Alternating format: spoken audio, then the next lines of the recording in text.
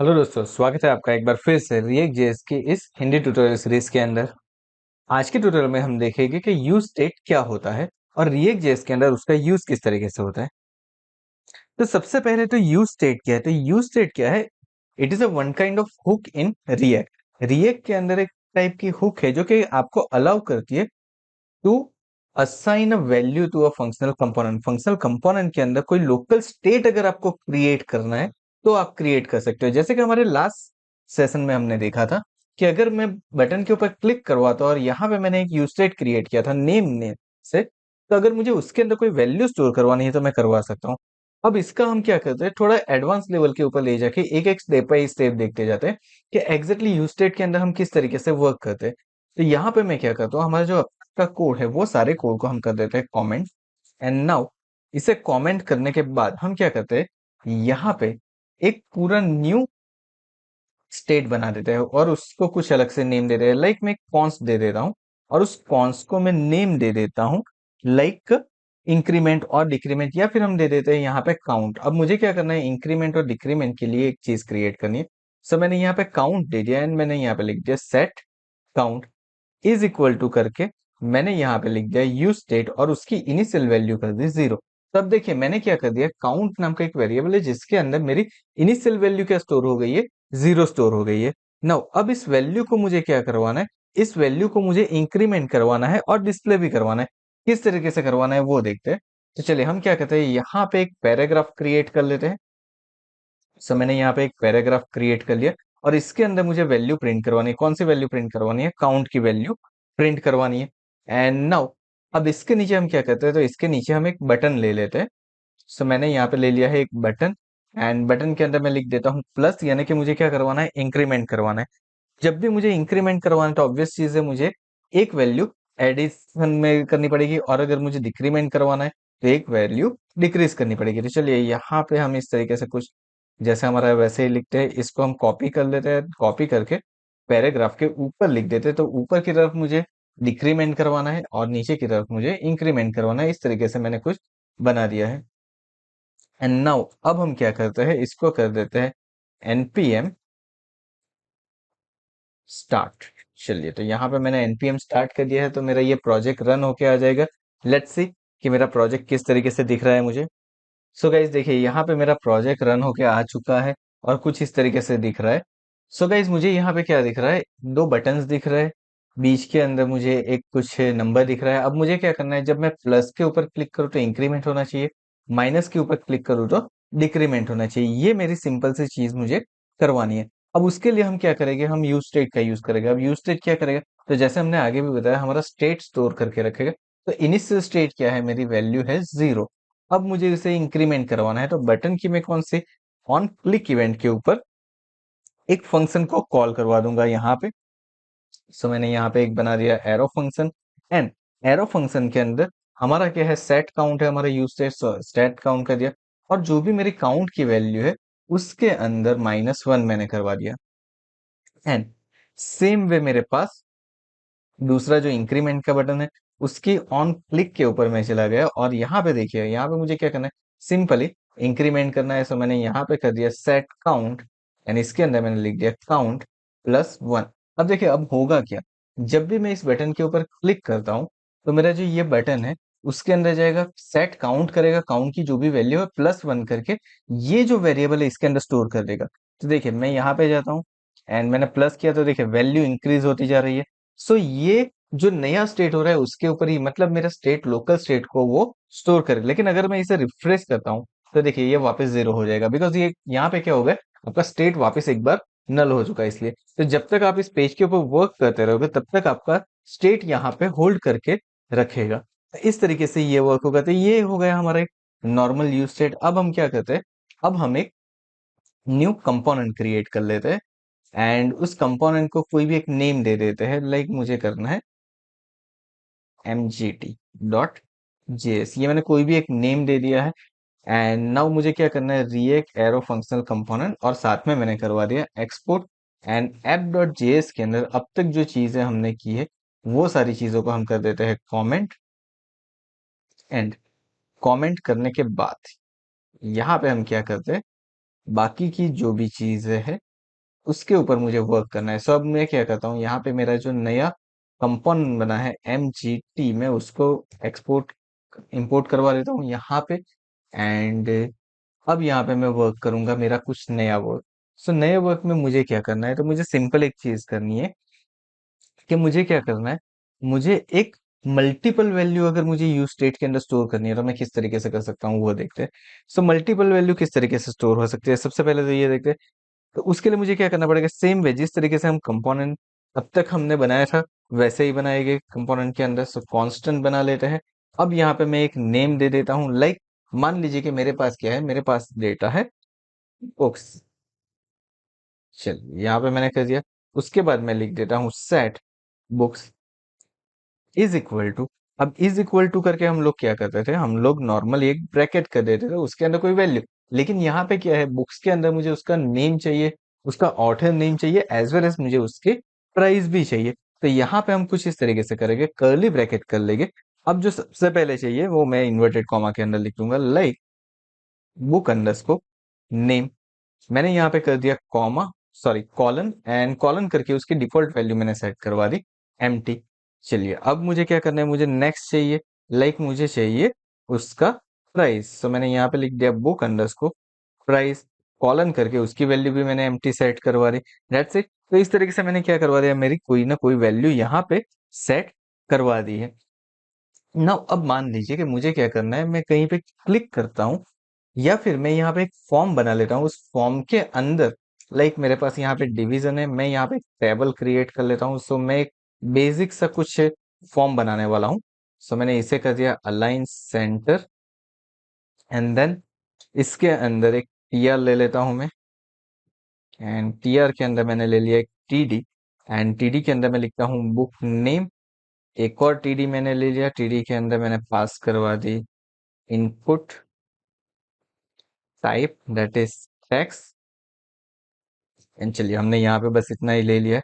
And एक और TR मैंने ले लिया है, एंड टीआर लेने के बाद उसके अंदर मैंने ले लिया टीडी, एंड टीडी लेने के बाद यहाँ पे मैं दे देता हूँ बुक प्राइस। चलिए हमने यहाँ पे कर दिया बुक प्राइस, एक और टीडी मैंने ले लिया, एंड टीडी लेने के बाद यहाँ पे क्या करता हूँ, input type, that is again text मैंने ले लिया, एंड यहाँ पे भी मैंने कर दिया स्लैश। तो कुछ इस तरीके से मैंने कर दिया है। अब मुझे क्या करना है, मुझे उसका नेम देना है। सो देखिए यहाँ पे दो तरीके से आप दे सकते हो। एक आपके पास ये ऑप्शन है, आप नेम कुछ अलग दे दो, लाइक यहाँ पे दे सकते हो बी नेम। ओके, तो ये ऑप्शन भी वैलिड है, ऐसा नहीं है कि आप इस तरीके से नहीं दे सकते हो। But I will usually prefer कि आप जो यूज स्टेट के अंदर नेम दे रहे हो ना वही नेम दो। उससे बेनिफिट क्या होगा वो मैं समझाता हूँ। तो जब आप यूस्टेट के अंदर इसको टारगेट करवाओगे तो आप उसके नेम से डायरेक्ट वैल्यू गेट करवा पाओगे। अभी के लिए हम क्या करते हैं, अभी के लिए जो हमारा ये नॉर्मल है, एक में बी नेम रखा है, एक में बुक प्राइस रखा है, मैंने कुछ इस तरीके से ही किया है। अब मुझे क्या करना है, जब भी मैं इसके अंदर कुछ वैल्यू टाइप करता हूँ उसके टाइप के अंदर मुझे वैल्यू चेंज करवानी है। उसके लिए मैं एक कांस्टेंट और बना देता हूँ, उसको नेम दे देता हूँ हैंडल इनपुट चेंज। अब देखिए नेम आप कोई भी दे सकते हो, इट इज नॉट नेसेसरी कि मैंने जो दिया है वही देना है। इसके अंदर मैंने लिख दिया ई ई यानी कि इवेंट्स, जो भी इवेंट कॉल होगी वो यहाँ पे होगी। एंड देन अब इसके अंदर मुझे क्या करवाना है, तो इसके अंदर देखिए सबसे पहले मैं लिखूंगा सेट बुक्स।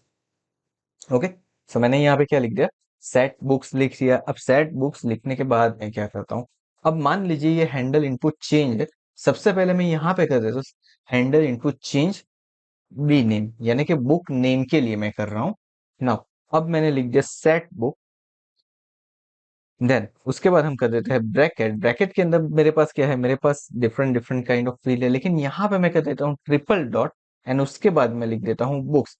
अब इससे क्या होगा, देखिए अगर आप यहाँ पे करना चाहो तो आप डायरेक्टली भी कर सकते हो, लाइक बुक नेम कॉलन करके आपकी जो न्यू वैल्यू। लेकिन अगर आप इस तरीके से कर दो तो आपको दोनों वैल्यू पास करवानी पड़ेगी, यानी कि आपको बुक नेम भी पास करवाना पड़ेगा एज वेल एज आपको यहाँ पे बुक की प्राइस भी पास कर। लेकिन यहाँ पे तो देखिए हमारे पास एक ही वैल्यू है, तो ये यहाँ पे सुटेबल नहीं है।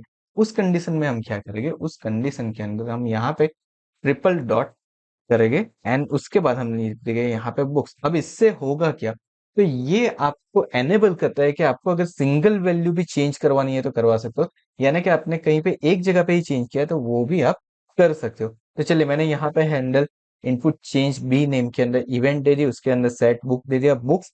अब मुझे क्या करना है, मुझे पर्टिकुलर वैल्यू को चेंज करना है। मुझे क्या चेंज करना है, बुक नेम को चेंज करना है। बहुत सिंपल है, अगर मुझे बुक नेम को यहाँ पे चेंज करना है तो मुझे कुछ करने की जरूरत नहीं है, सिंपली मैंने लिख दिया बुक नेम कॉलन। अब कॉलन करके आपको यहाँ पे लिखना है ई डॉट टारगेट डॉट, एंड उसके बाद आपको यहाँ पे लिखना है वैल्यू।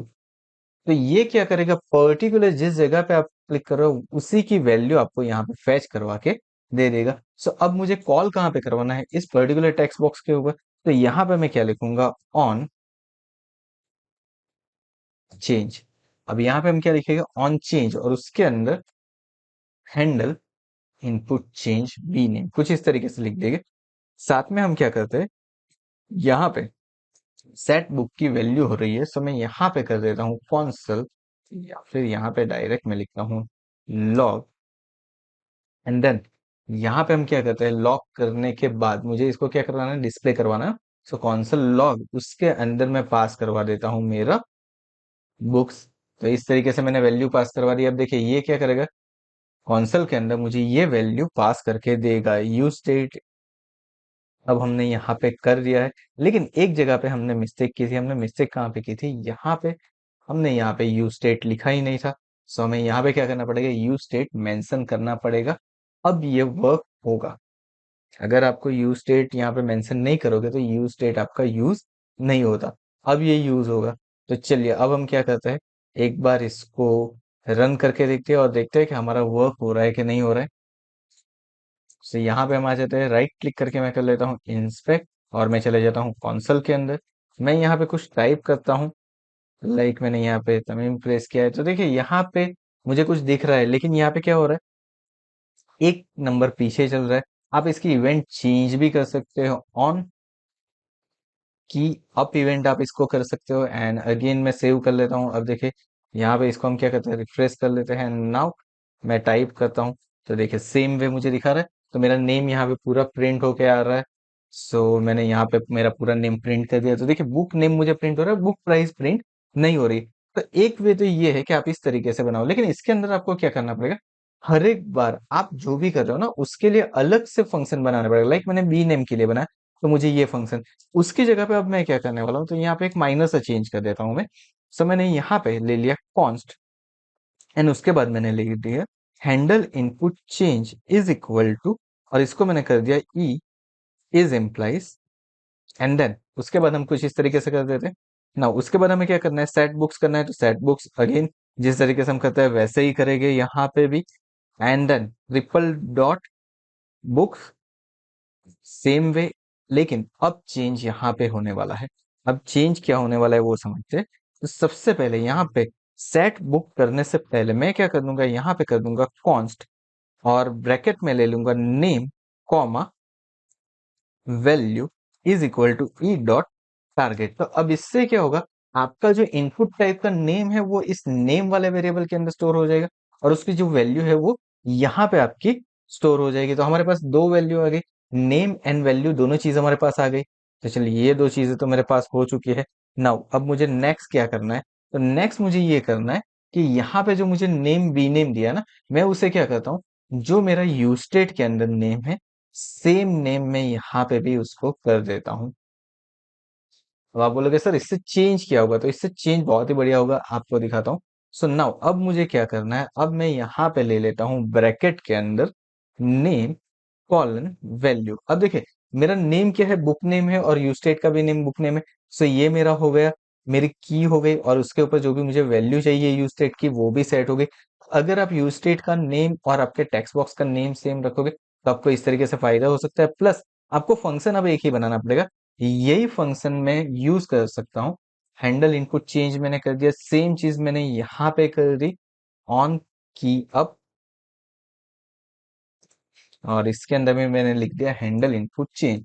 तो चलिए एक ही फंक्शन मेरी दोनों जगह पे अब काम आ जाएगा। तो हम यहाँ पे रिफ्रेश कर लेते हैं हमारे पेज को, एंड नाउ अब यहाँ पे मैं टाइप करता हूँ एंड लेट्स सी हमने कहाँ पे मिस्टेक किया। अच्छा, हमने यहाँ पे कॉन्सल लॉग नहीं करवाया। अगेन इसको मुझे यहाँ पे करवाना पड़ेगा। जब तक हम इसको करवाएंगे नहीं, ये डिस्प्ले नहीं होगा। तो चलिए, रिफ्रेश कर दिया मैंने। यहाँ पे मैं टाइप कर रहा हूँ तो देखिए बुक नेम मेरा टाइप होके आ रहा है, एंड प्राइस में लाइक लिख देता हूँ 123। तो देखिए मेरी प्राइस भी यहाँ पे डिस्प्ले हो जाएगी। मतलब मैं जो भी कर रहा हूँ यहाँ पे, वो सारी चीजें मुझे यहाँ पे अब डिस्प्ले हो सकती है। तो इस तरीके से आप क्या कर सकते हो, आप यूज स्टेट का यूज करके स्टेट के अंदर डेटा को स्टोर करवा सकते हो। आई होप आपको पता चल गया होगा कि यूज स्टेट किस तरीके से वर्क करेगा और आप उसको किस तरीके से मल्टीपल वे के अंदर यूज कर सकते हो। एक वे तो है कि आप डायरेक्टली वैल्यू सेट कर दो, दूसरा है कि आपको मल्टीपल वैल्यू सेट करनी है, सिंगल यूज स्टेट के अंदर वो कर सकते हो। आपको आपके जो टेक्स्ट बॉक्स है उसका नेम सेम नेम लेके भी आप इस तरीके से वैल्यू स्टोर करवा सकते हो। तो ये सारी चीजें आपको रिएक्ट जेएस में काम आएगी आगे जाके। यूज स्टेट बहुत ही इंपॉर्टेंट टॉपिक है। आई होप आपको समझ में आ गया होगा। नहीं समझ में आया तो वीडियो को एक बार रिपीट करके देखिए, ताकि सारी चीजें इजीली समझ में आ जाए। So thank you so much for watching this video. Video पसंद आया तो लाइक कर दो, चैनल को सब्सक्राइब कर दो और नोटिफिकेशन बेल आइकन के ऊपर क्लिक कर दो। मिलते हैं अगले वीडियो में एक और नए टॉपिक के साथ।